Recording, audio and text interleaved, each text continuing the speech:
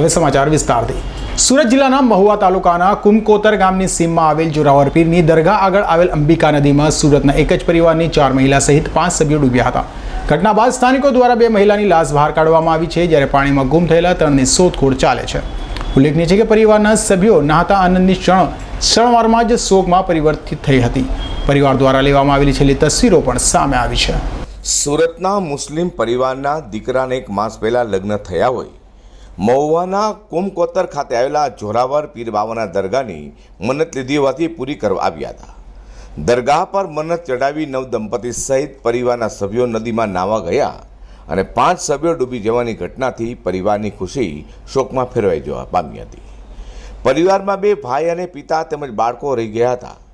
લિંબાયતના રહેતા જાવેદ શાહ, સલીમ શાહ, ફકીર, તેની પત્ની, માતા અને નાના ભાઈ સહિત પરિવારના 6 સભ્યો મહુવાના કુમકોતર ગામની સીમમાં આવેલા જોરાવર પીરની દરગાહ પર દર્શન કરવા ગયા હતા। દર્શન કર્યા બાદ પરિવારના 5 સભ્યો અંબિકા નદીમાં નાહવા પડ્યા હતા। દરમિયાન 5એ આ અંબિકા નદીમાં ડૂબી જવા પામ્યા હતા। જાવેદ શાહે સ્થાનિકોની મદદથી 5ની શોધખોળ હાથ ધરી હતી। સ્થાનિક તરવૈયાઓએ શોધખોળ કરતા હાલ 2 મહિલાઓની લાશ મળી આવી છે, જ્યારે અન્ય 3ની શોધખોળ ચાલી રહી છે।